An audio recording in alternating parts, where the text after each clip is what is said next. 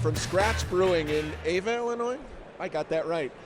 This is a brewery that I talked to on the phone, it's been 6 months or more ago, and that I was really excited. These were brewers who are right up my alley, making really interesting beers. I'm psyched to be here, that they were here at GABF, and I have a chance to try them. So give us a little bit of background on Scratch Brewing, and then I'm going to ask you about all the weird stuff you use.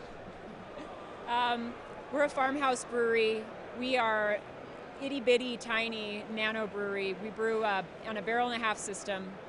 We even brew smaller than that. We have a little wood-fired system outside where we do about 20 gallons at a time over a wood fire in a copper kettle.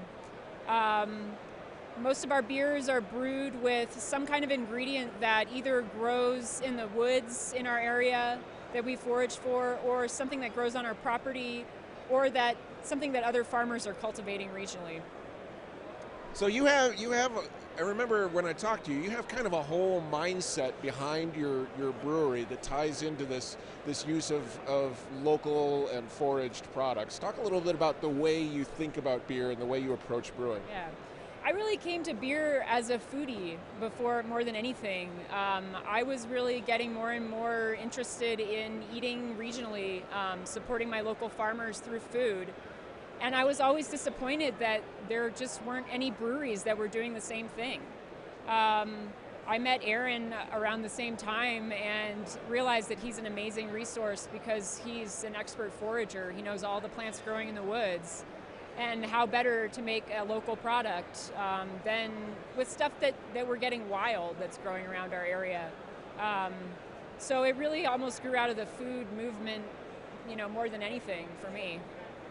Which was interesting to me because I think the whole craft beer thing has kind of grown out of the food movement and the local thing.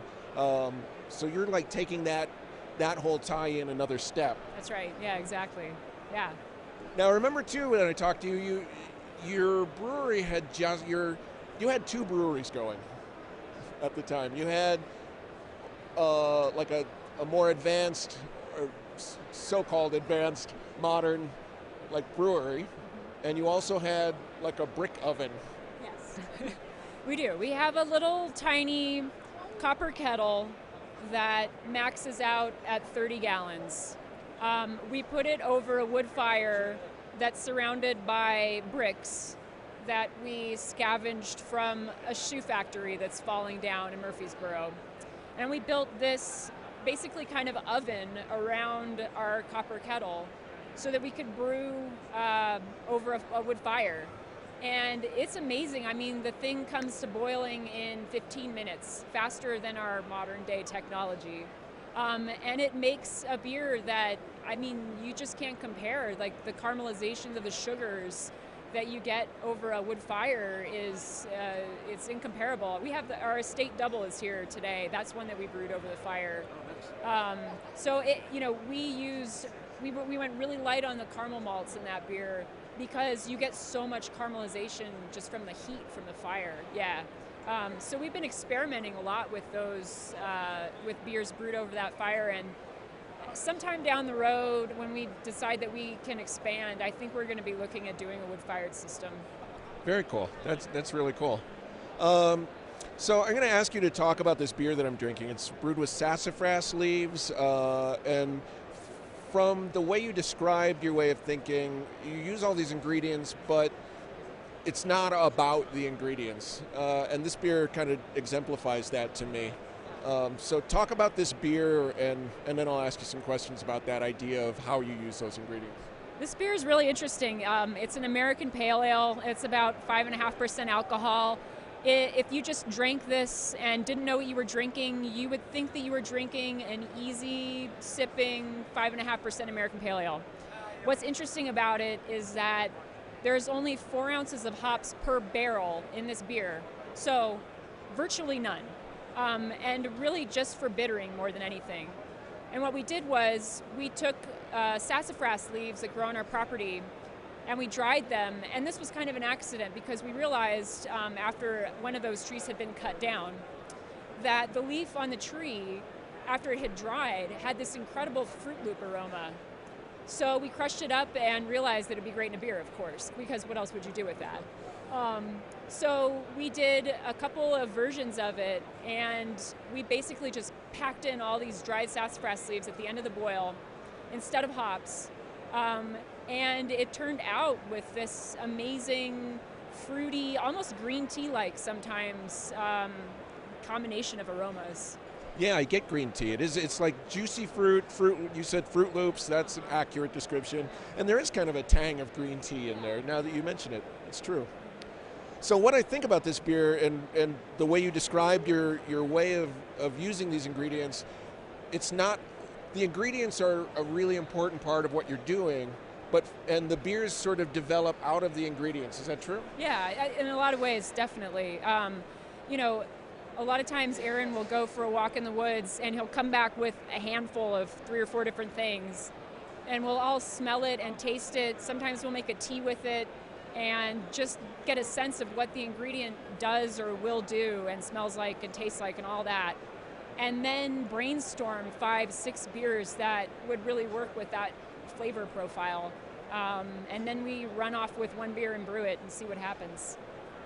And it's also when you say it isn't, the beers grow out of the ingredients, but it isn't just about those ingredients. This is the sassafras leaves in this are really melded into a beer. It's not a beer that says sassafras beer. Right. No, it's true. I mean, I think all three of us are really influenced by Belgian beer styles, where you don't necessarily want to be able to pick out everything that's in there. There's a real mixing process, that happens in those great beers, where you taste it and there are all these levels of complexity, but you don't just say vanilla, chocolate, something. It's more melded together so that it's kind of an organic, original sort of flavor. Yeah, it's really integrated into this.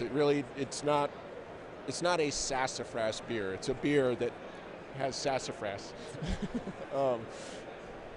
It's really nice. What are some of the other things you brought? What are some of the other keen ingredients you've got going? We've got a carrot ginger saison here that we brewed with organic carrots from a farm in Carbondale, and wild ginger that we harvested in our woods. That ginger is really interesting because it's not like a normal ginger that you get, an Asian ginger that you get at the grocery store. It's spicy, yes, but it's also really earthy, and it's a little bit more mild compared to it. So it's got kind of this nice spiciness and then some kind of like extra body from the carrots or something like that. We've got a chanterelle saison, which is a saison that we brewed with 5 gallons of freshly picked chanterelle mushrooms. A lot of people would envy you 5 gallons of freshly picked chanterelle mushrooms. They would. It's interesting, and that one's interesting too. When it warms up, it has this really amazing apricot kind of aroma. And when it's a little cooler, you get more of the phenolics and a little bit more of the earthiness from the mushrooms. And then we've got a triple that we brewed with spicebush berries. Spicebush is a native bush that grows on our property. And it has this little red berry that's a lot like a peppercorn. So it just adds this little extra spiciness to that beer. And we fermented it to try to enhance the phenolics in the yeast strain. And then have that spicebush berry just blend into the phenolics a little bit. Yeah. Cool. Well, I am really psyched to finally get the opportunity to try your beers. And I look forward to trying the rest of them here in just a moment. So I appreciate you giving me a few minutes of your time. Thank you. You're welcome. Thanks. Cheers. Enjoy the fest.